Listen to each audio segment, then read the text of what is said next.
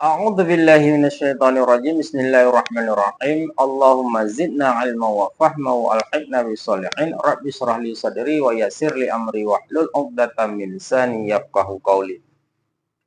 Kaum muslimin yang dirahmati Allah. Pernikahan umat Islam bila tidak disebutkan mas kawin dalam akad nikahnya, bolehkah atau sahkah pernikahan tersebut? Inilah perbincangan kita hari ini.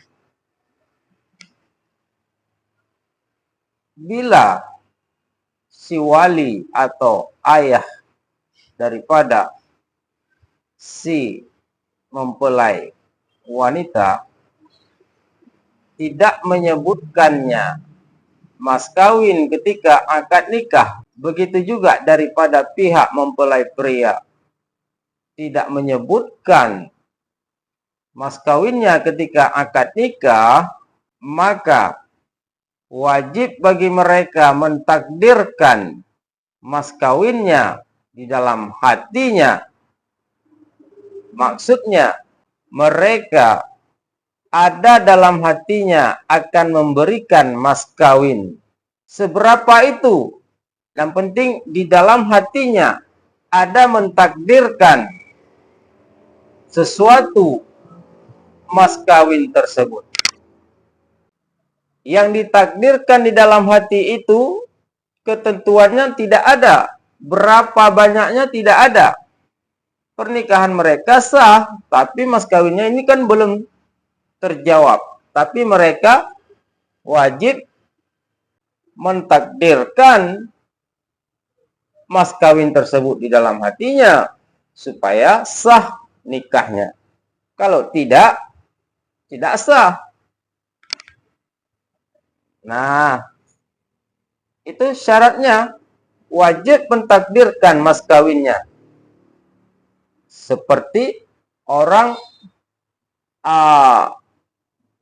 jangan menganggap menikah itu tidak perlu mas kawin. Tetap mas kawin itu diwajibkan, ditakdirkan di dalam hatinya. Nah, itu syarat yang pertama supaya sah nikahnya. Yang kedua, wajib memberikan mahar misil. Mahar misil seumpamanya mahar memberikan oleh mempelai pria kepada walinya atau wanitanya sebesar. Nah, sebesar apa ini? Ini kan gara-gara tidak menyebutkan mahar ketika akad nikah. Gara-gara itulah mereka wajib memberikan mahar misil. Mahar misil itu berapa?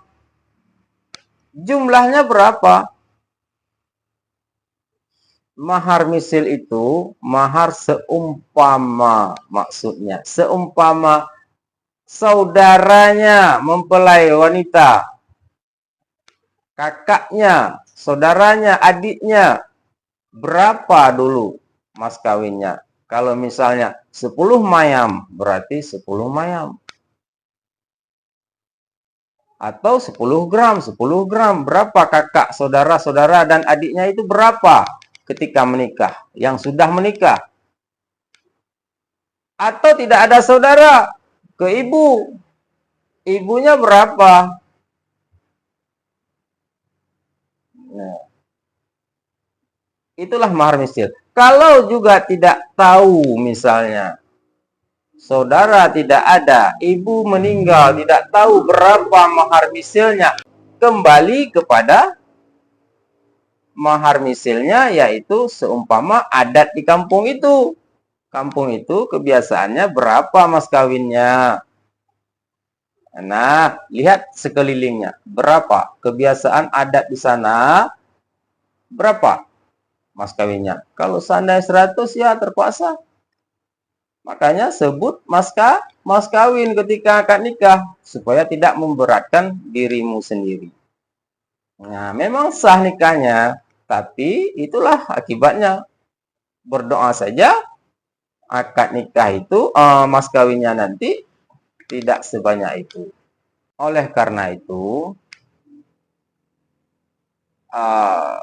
mas kawin itu seharusnya disebutkan supaya tidak rumit di kemudian hari ataupun terjadi percekcokan. Berapa perjanjian tidak tahu, bisa terjadi sesuatu yang hal-hal yang tidak diinginkan gara-gara tidak di sana. Ketika akad nikah itu di sana kan ada saksi. Nah, saksi itu bukan orang sembarangan, sehingga apa yang kita sampaikan ketika akad nikah itu, apalagi ada ramai-ramai lagi keluarga kedua belah pihak, ketika akad nikah itu disaksikanlah oleh mereka dan didengar oleh mereka berapa jumlah mas kawinnya. Jangan nanti di belakang lain, di depan lain.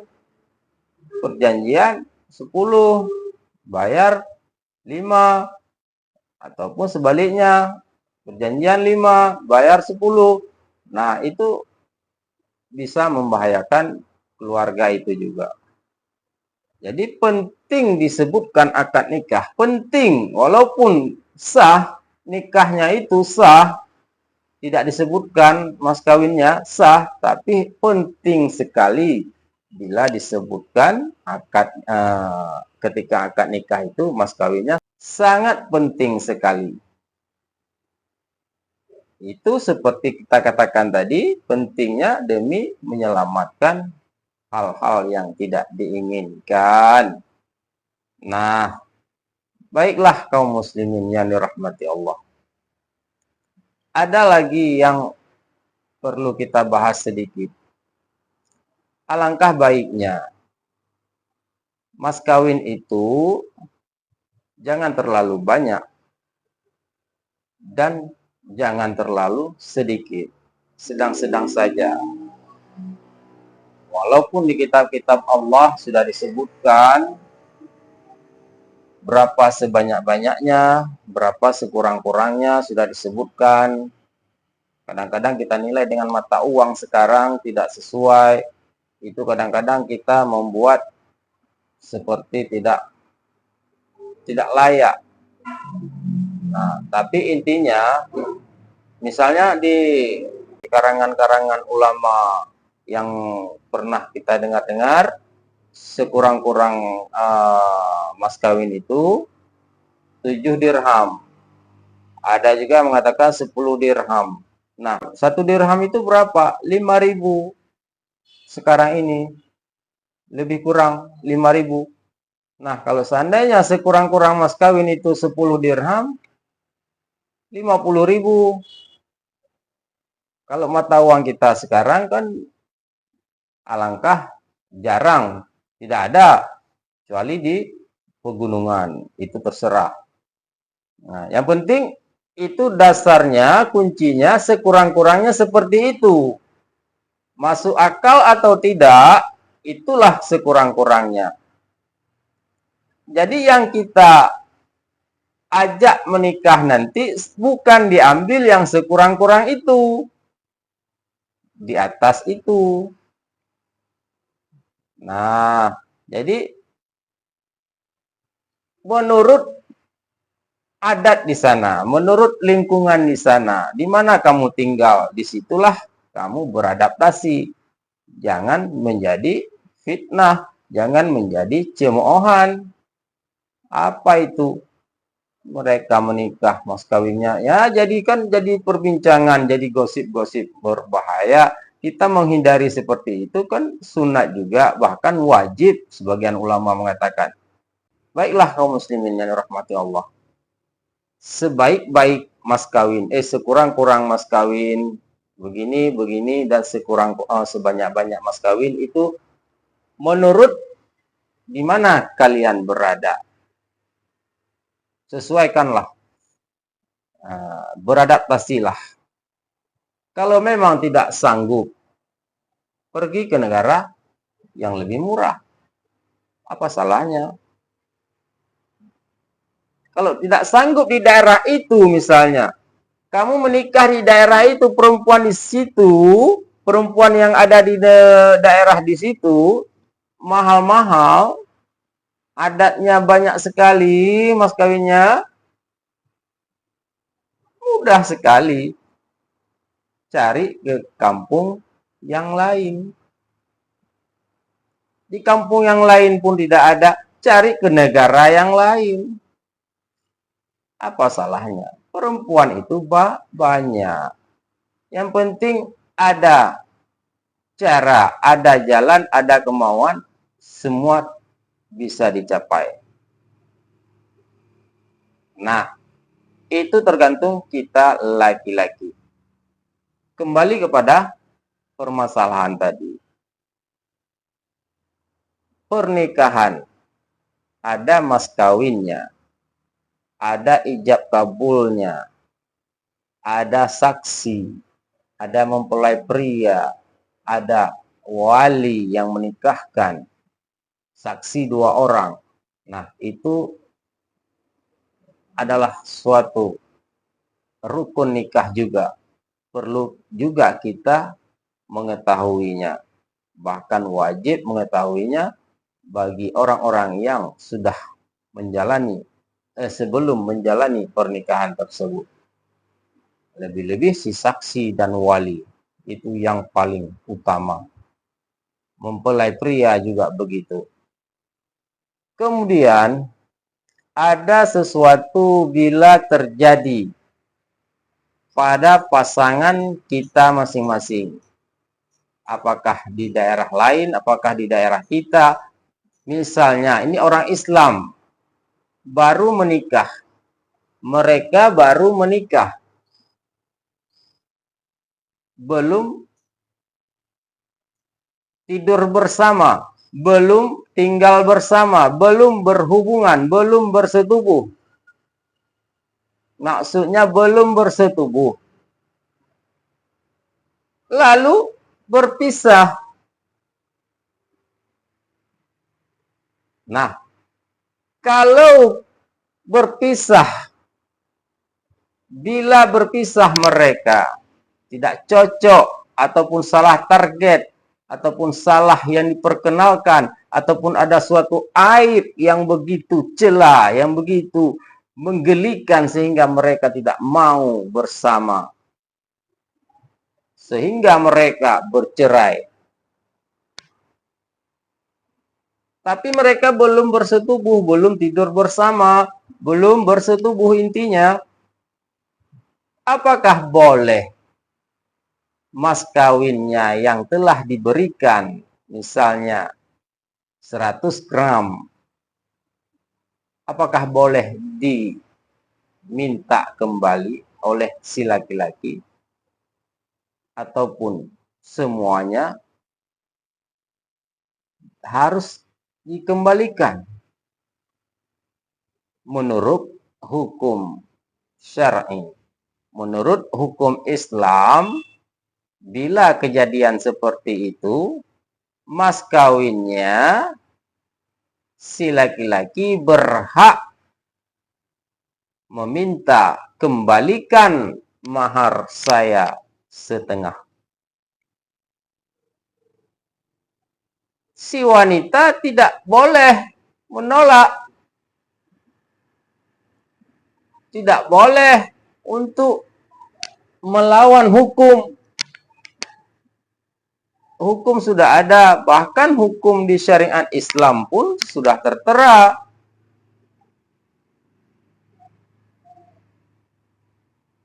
Kembalikan setengahnya.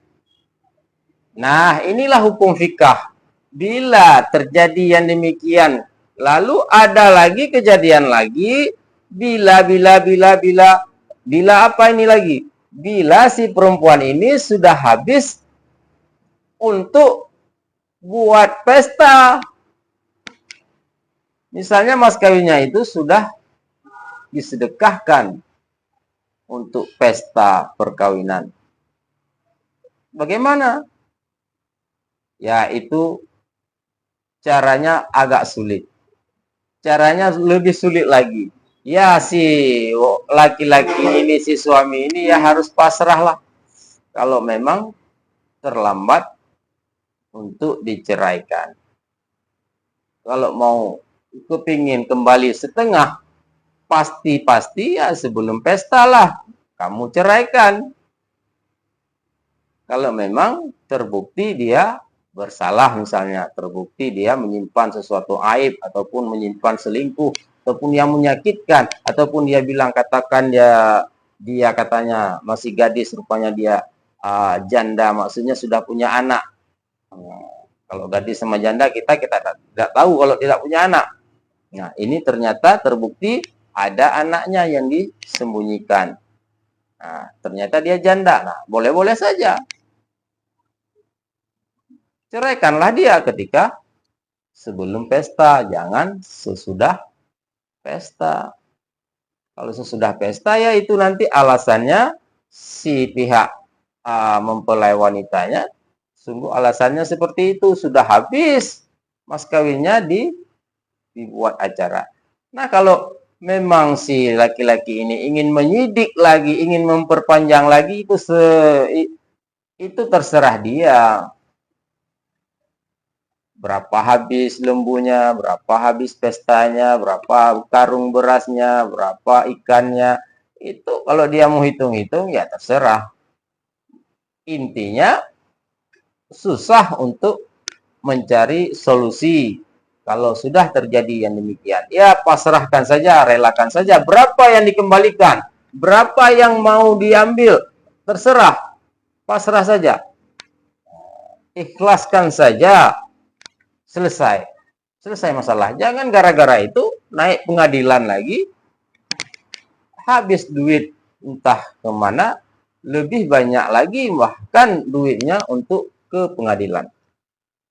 Nah, jadi jangan salah berasumsi, salah dalam menjalankan sesuatu hal yang kita tidak pikirkan terlebih dahulu.